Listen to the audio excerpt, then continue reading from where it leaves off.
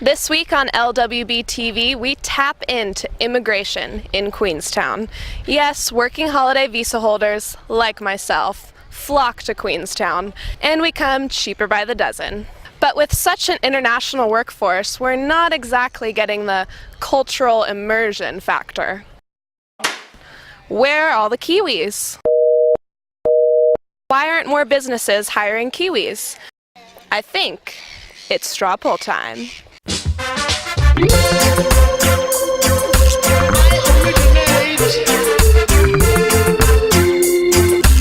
Are you a Kiwi? Yes. Ah, and do you have many Kiwi coworkers?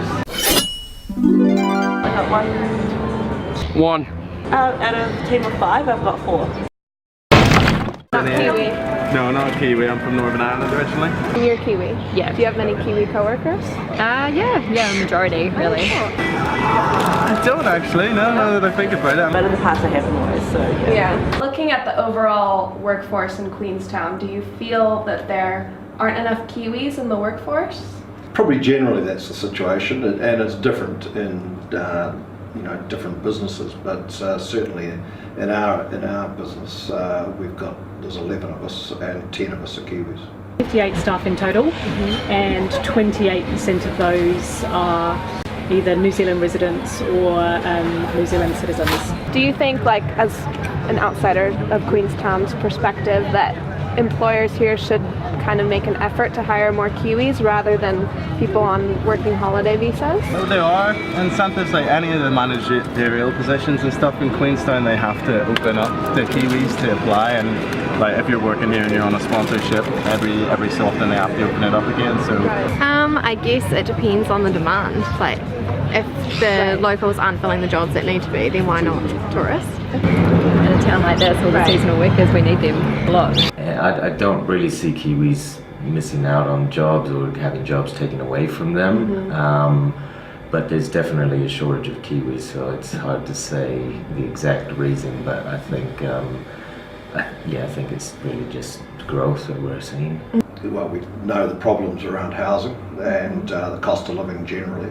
pretty much everywhere in Queenstown will pay you about $15.50. Is it cheaper to keep hiring and rehiring and training? No, we don't do that. We pay everyone the same, but and it's definitely better to keep staff because our customers like to see build relationships with our staff, and they like to see the same faces here on a daily basis. So I definitely wouldn't pay less to get an overseas worker. Like, I would definitely pick a person based on how long they're in town for, because if somebody's only here for 6 months and it takes 6 months to train them, there's kind of no point. So maybe like a yearman. So the Chamber just released a report that's predicting a labor shortage in the next year. Do you think that maybe employers will start having to rely less on that pool of migrant workers and people on working holiday visas and start focusing on kind of trying to retain people that are going to stick around or that have residency? They're reinforcing the temporary nature of the visas. So they're saying this is a temporary visa. You either need to upskill that visa holder so you can get them on the track to residency, or you need to look at a Kiwi. I don't necessarily think it'll be that easy to solve just by having Kiwis get those jobs, because Kiwis are facing the same problem as overseas people are facing in Queenstown. Right, housing. And housing, primarily, and just the general cost of living. In last week's Lakes Weekly editorial, Scott Stevens bet a cow pizza that there is not one single business in Queenstown that doesn't have at least one person on an essential skills visa, a working holiday visa, is applying for New Zealand residency, or is a new Kiwi. And he was right. Except for one business.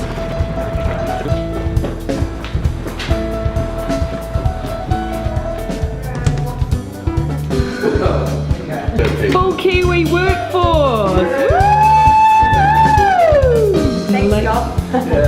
You guys were the only ones that responded to the editorial, took the bet, and won. There's obviously an abundant pool of eager migrant workers in Queenstown for employers to choose from. But now the issue for local businesses is determining which employees to invest in. Those that are here for a good time, or the ones that are here for the long haul. And visa holders also have the challenge of determining their level of commitment. This is Haley Turner for LWBTV. Yes, so they were going to introduce some change. Well, they were introducing some changes that you had to make a certain amount. So they were going to make the threshold at 49,000, but the government sort of backed down on those changes a few weeks ago, and now it's 41,000 roughly. So, but I mean that doesn't stop people from getting a visa. It just limits the length of the visa and their ability to support their partner.